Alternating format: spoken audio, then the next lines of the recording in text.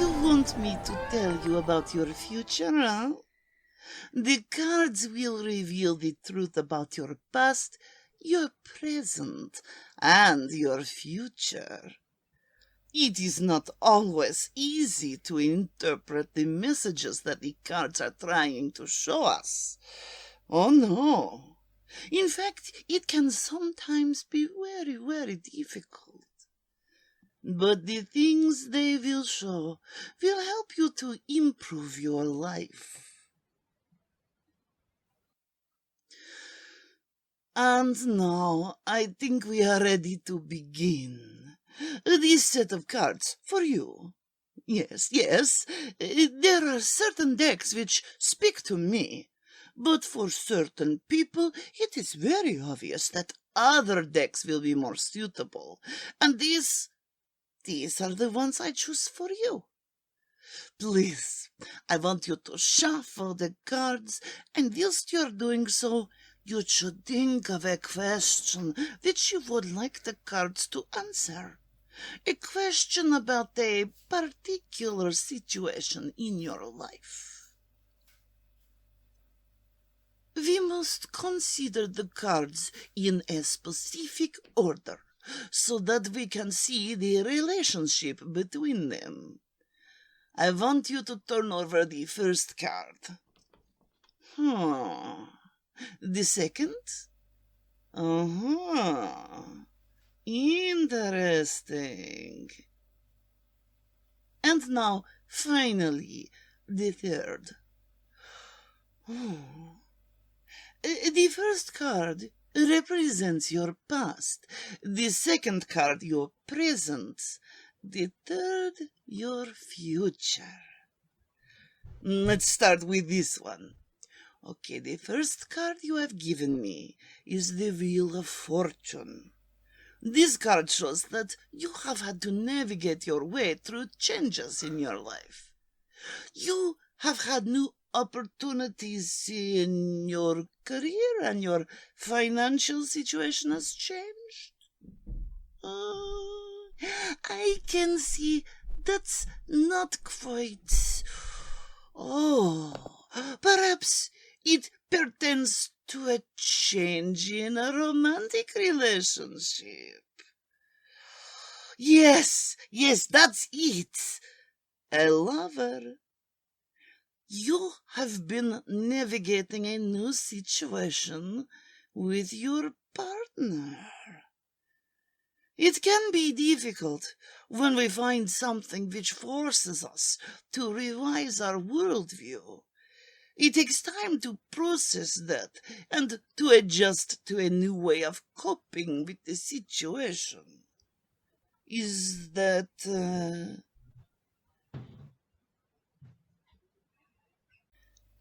Consider what it is that has brought you here to me today. Is there something that is weighing heavy on your heart? He's my sort of boyfriend. Your sort of boyfriend? Yeah. I mean, he hasn't asked me to be his girlfriend, but we've been going out for a few months, so... And what is about this relationship that has brought you to see me today? I was at his house the other night, and I saw something and I can't stop thinking about it. Was it a vision? No, but I saw something and it really affected me. This sounds important. Please, tell me about this evening. Well, I was lying in bed with Martin after and I was staying over. Well, I hoped I was. He hadn't said I wasn't, and normally he falls asleep quite quickly afterwards, and I stay. Anyways, we were in bed together just after, and I was naked under a quilt, lying on my side, propped up in my elbow, kind of coquettishly covering my cleavage with his quilt, like a Hollywood starlet, or so I'd hoped. And he was lying half upright in a old grey t-shirt, watching the snooker and the television, and picking his beard and drinking Carling. He hadn't offered me a drink, you see, and I was wondering how I could get one without asking for it. I know you can't just ask outright for a drink at somebody else's house without being offered first. So I thought I might develop a sudden cough and he would offer me a drink. Or I would ask him was he enjoying his drink, and then he would ask me if I was enjoying my drink, and he would realise I didn't have a drink, and then he would offer me one. I knew I couldn't just get up and get one myself, you know. It might look like I, you know, made myself at home, and if I'd asked for wine outright and he didn't have any, he might feel like a bad host. Or if I'd asked for wine over carling, he might think that I think that there's something wrong with carling. I did want to get the taste of beer and fags off my breath though, so I went to the bathroom to rinse my mouth out with some toothpaste and water. I was wondering the best way of how to get out of bed in a sexy way. What do I say? I'm going to the loo? No. I'm going to the toilet? No. Lavatory? No. I'm going over there? No. None of them worked. I mean, how could I say that I was leaving without actually explaining where I was going? So, I swung my legs out of bed, and I said in what I'd hoped was a sultry voice, "I'll be back." And I let out a little chuckle at the incongruous Terminator reference, and I turned to see if Martin had caught it too, but he was still staring at the snooker on the television. And how did that make you feel?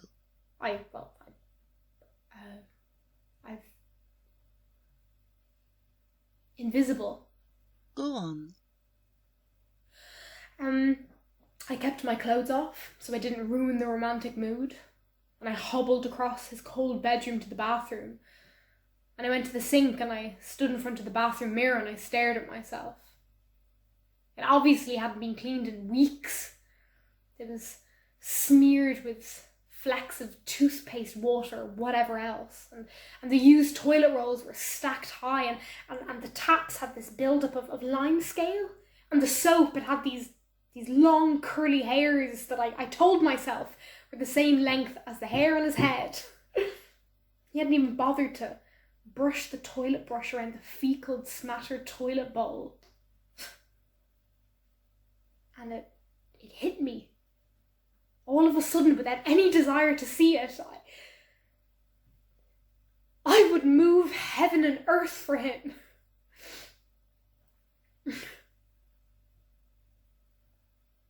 I'd spent the whole afternoon prepping, you know, buffing, plucking, waxing, just to be perfect for him. And he couldn't even give the bathroom a quick once over before I'd arrived. I knew it.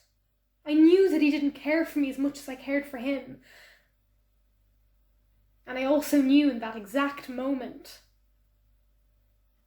that if I wanted to begin the path to a proper, loving relationship, I would have to get off this path I was with him now, walk away and close the door, not knowing what lay ahead for me on the other side.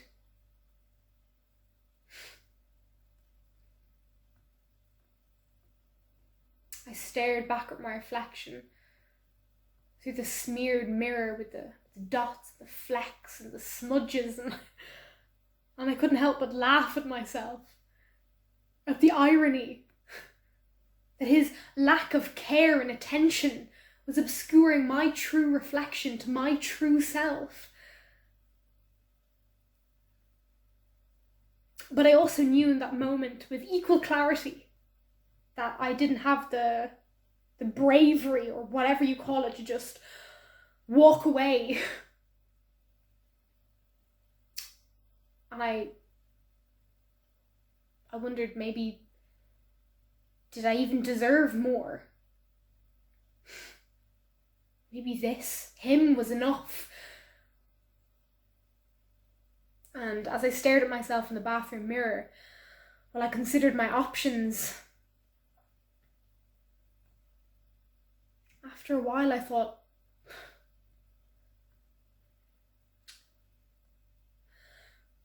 once you get used to it, you stop even noticing those marks were even there.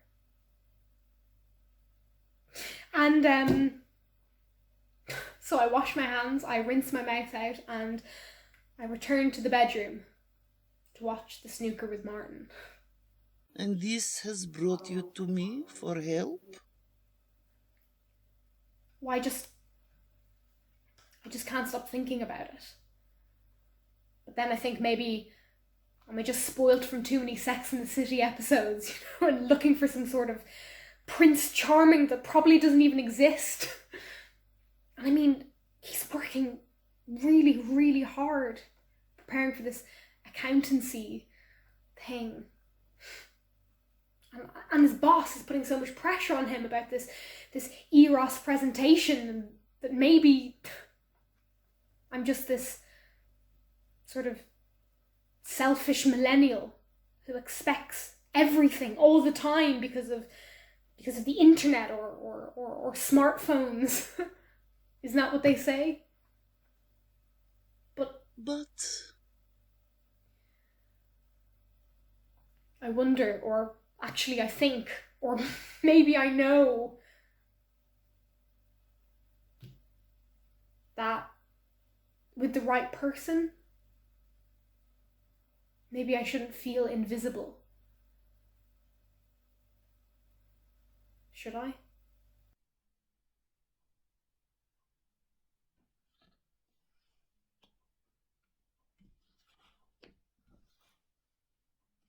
the cards are showing me you are facing a difficult decision, and there is something or someone that is causing you pain.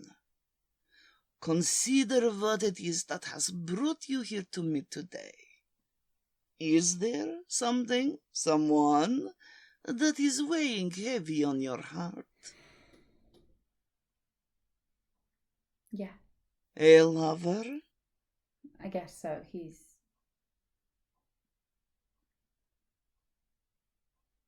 Okay. So, the thing is, online, messages me a lot. Tells me he likes my hair and how full my lips are. He tells me I give him certain ideas. We meet up, we see a bad film, we have Chinese food and sex. We have a lot of sex. So far, so good. Yeah. And online tells me, he's looking for a relationship. He's in the market. He's looking for the one, and she might be the last one. And he hopes she's the last one. He tells me he cares about me. He wouldn't want to hurt me. But you must understand there's something about the way, we got into this that means I'd hold back from you. That's what he says. I'd be too anxious. I wouldn't be able to give you everything. I'd feel guilty, and I wouldn't ever want to hurt you. Online knows instantly I'm not the one. It takes him one night of kissing me, holding me against him, and then we have sex again and again and again. And each time compounds his belief that I am most definitely not right for him. Because he's anxious because of the way we got into things, the stoppy-starty nature of things, and the fact that I wasn't sure, at the beginning. There's all these insurmountable problems, he says, and at this stage, he wouldn't want to, get into anything without being 100% sure. Nevertheless, it is worth checking by having sex just once more to make certain. He is a cautious man, sensitive to your feelings.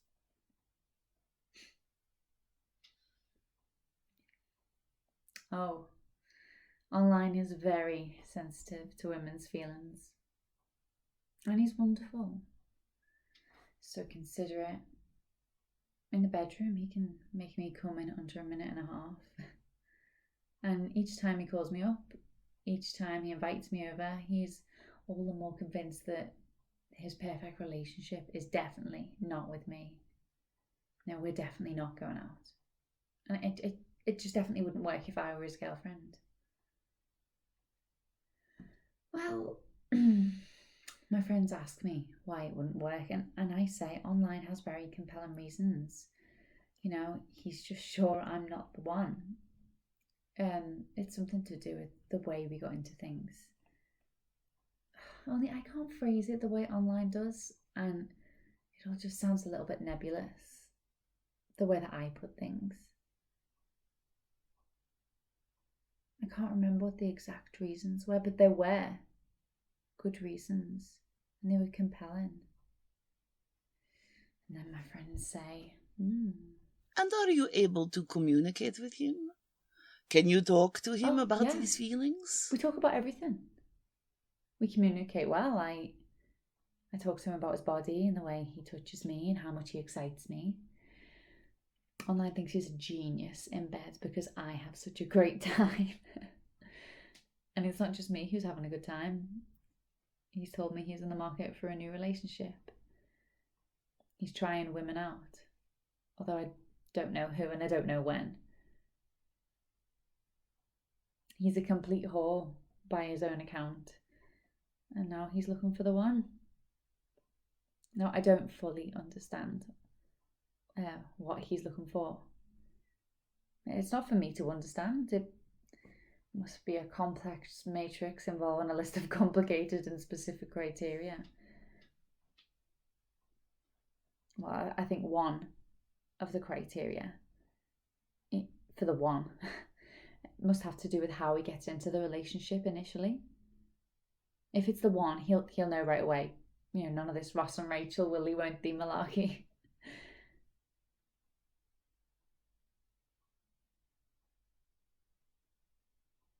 I mean, just because it won't work with us, and you know, he's just so sure he wouldn't want to waste my time trying.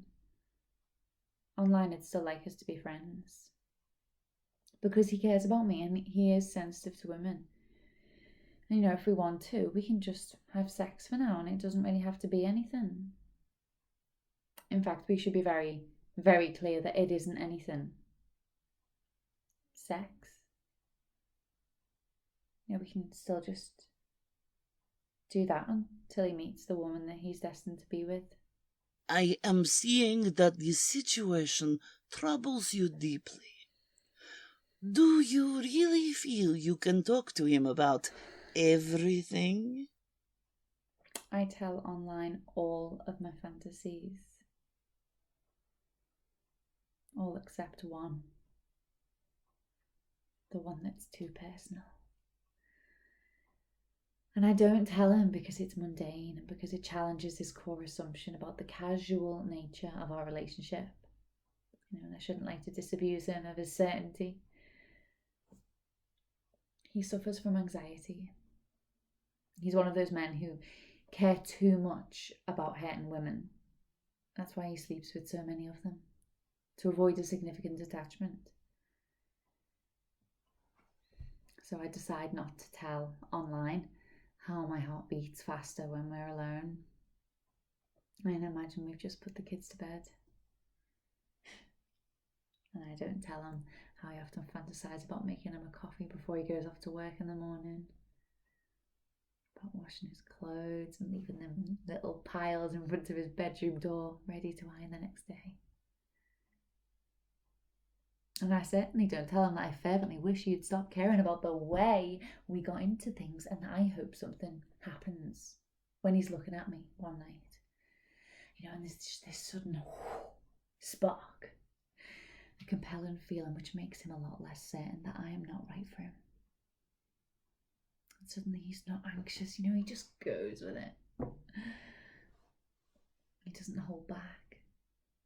And I'll look at him and I'll say, I love you. And he kisses me gently on the top of my head. And he'll just want to give me everything. Puts his arms around me, holds me close. And he says, I love you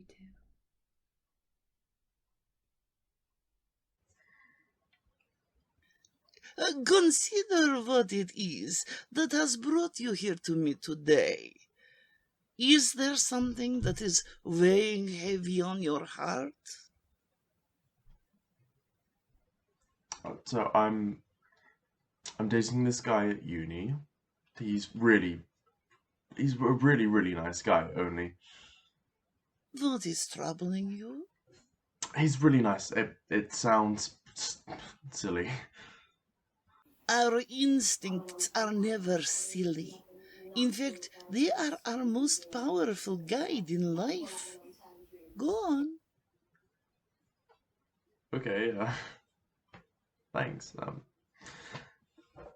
Thank you. Um, so if I text him asking to meet up, he sometimes, well, actually, most of the time doesn't reply for days on end, and I start to wonder if I've done something wrong, and I start reading over the messages we sent to each other and trying to work out what it could be, and I wonder if I've messed it up. Did I talk too much or go on about myself too much? Were my jokes stupid, or maybe he's met someone else, someone who's better than me, who's clever and doesn't say stupid things like I do, or like a hot guy. And I walk around this cloud of misery for days. And then out of the blue, he texts me and invites me round, like to his, and this wave of relief rushes over me, and like, thank God, he still likes me. I haven't screwed it up. And? It's not just one time. It's happening a lot, more and more often, in fact. And something happened the other night, and I don't know if I'm being over the top. I mean, I know what I can be like. Go on. Nice guy had invited me over out of the blue, and we had the most amazing time. He had told me all about his course and about the films he'd watched lately, and he really likes Ingmar Bergman. And he was explaining to me a lot about his framing choices for shots and all about this role of the auteur, and it's so interesting. And I don't really know a lot about all of that. I mainly just watch. I just mainly watch Hollywood stuff, and I just tend to like the stuff I like, which is wrong, I suppose. Anyway, after he told me about all those things, then we made love, and afterwards I lay with him in his bed, the wind and rain battering against the window. We were listening to Otis Redding, the singer that Nice Guy had introduced me to a few weeks ago, who I just loved. I was just drifting off to sleep as he announced, I need to go to sleep now, which I thought was an odd thing to announce given the situation we were in bed. So I go, okay. And he sighs and says, yeah, so I need to go to sleep now, and I really can't sleep if there's someone else in my bed, and I'm a really restless sleeper.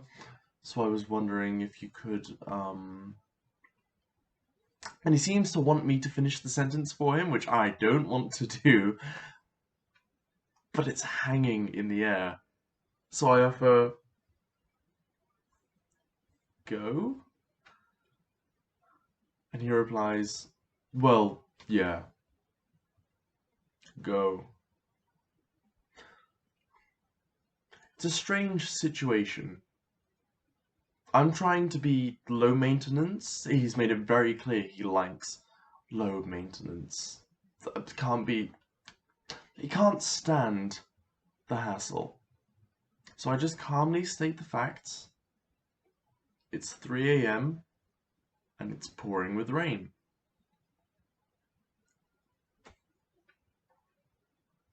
And then it gets awkward. He sighs uncomfortably and tenses and replies, yeah, It's just I need my sleep, and I really struggle to get to sleep when someone else is in the bed, so yeah. He's being apologetic about it. Like, it's not really his fault. Like a waiter who can't take an off-menu request because the chef won't allow it, but we both know it is his choice. And what can I say? It's his room, and he wants me to leave. And I want to be amenable, so I just say, no, yeah, sure, that's fine. Just give me a minute. It's so cozy in here and so cold out there. We lay uncomfortably for 30 seconds. I feel like I'm causing the discomfort by not being cool enough to be all chill with this. And then he interrupts the silence by saying, yeah, I've got to go to sleep now. I've got lessons and filming tomorrow, so yeah. Yeah. Like it's just a fact. He doesn't have a choice in the matter, and I don't want to demand, so I find myself saying, sure.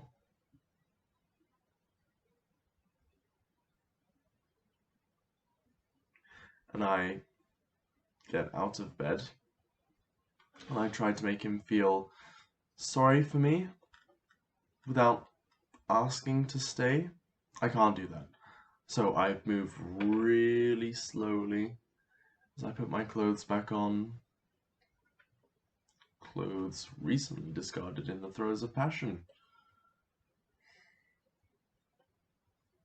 When he kissed me and looked me in the eyes, it made me feel so incredibly special. I do a dramatic shiver to show how cold it is. I look over at him and he has tucked his quilt over his shoulder. Seems we both favor the dramatics. Another thing we have in common.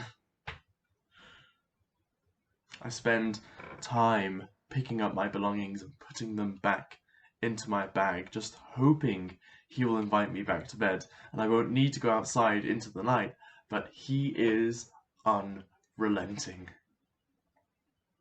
I had a lovely time tonight, I offer, still trying to be cool and low maintenance. Happy for whatever comes my way. I don't have needs, that would be needy. Me too, good night, he says. And I lean in for a kiss, and I put everything into it, hoping he will want me to stay, but no. He leans back from the kiss and lies back down in bed. He is comfortable, and he is fine, and I am fine. I leave his room and walk down the corridor, open the front door. The wind whips rain straight into my warm face. It chills me instantly, and I desperately want to go and return to his bed, but what can I do? So I walk on. I step into the darkness, and the wind seems to drench my body with cold water. Not cold, freezing. Did I mention it's February in Wales? February in Wales. It's 2 degrees. I'm wearing jeans, a t-shirt, and a cheap coat. My clothes quickly absorb the rain, and it soaks through my skin. It's dark. I'm cold, a little drunk, a little hungover, and a little scared. Something in my body screams, "This is wrong, this is wrong." My long jeans hang in the cold puddles of water, and soak it up in every step. Just a few short minutes later, and I reach my accommodation, enter in the passcode, and walk inside. It is warm, much, much warmer than me. My body calls out again, "This is wrong." I reach my flat. Everyone is in bed, and I'm pleased. I don't know how I would explain this to a friend. I think at the time, that's a sign, isn't it? I enter my bedroom and search for warmth. There's an old towel on the radiator, which has a lingering warmth to it. I strip off and wrap myself in a towel and think, this is wrong. I shouldn't feel like this in the right relationship. I find my pajama bottoms and a clean t-shirt in my chest of drawers and put them on and begin to warm. I go to the toilet. I decide I don't want to brush my teeth. I don't want to face myself in the teeny tiny sink mirror. I crawl into bed, still shivering, feeling awful, and I know I shouldn't feel like this. But what does that mean? That I shouldn't be with him? That I should break up with him? But then I remember the morning after the first night 2 months ago, when he took me to the canteen for breakfast. We split the cost of breakfast. And he told me about his plans after university, and we bonded over films and music. We both saw the Red Hot Chili Peppers last year, and we know a lot about funk music. We broke into a chorus of Everyday People and laughed when we noticed people were staring. I felt a strong connection with him. Like this thing in me that made me feel like I was odd actually meant I was special. And so why is it you have come to see me today? I don't understand how someone so nice can make me feel so rubbish. But it always feels like I'm the reason I feel like that. I don't know, does that make sense? Yes. Yes, this all makes sense. And I think it's extremely interesting that you talk about that, because the final card will reveal the outcome. Please turn over the third card. Ah, the outcome is the moon. Now that is interesting.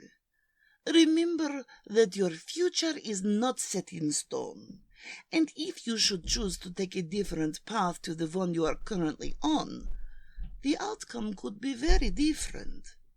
But on this path, the outcome is the moon. It tells me that although these relationship experiences have been painful, looking at the whole spread of the cards, it is clear to me that you have the inner strength to move beyond this, as difficult as this is going to be. Because it seems to me that this is a feeling that you have had before, yes? It can be difficult to adjust to certain unexpected situations, but the cards show me that you can do this. They show me that you are strong enough to change your situation. Take heart in your intuition and trust your instincts. I'm sorry, what? Excuse me? I don't get it. Get rid. Oh. Right. I see. Okay. Will that be all? No, yeah, that makes sense. Thank you. Yeah. I know what I need to do.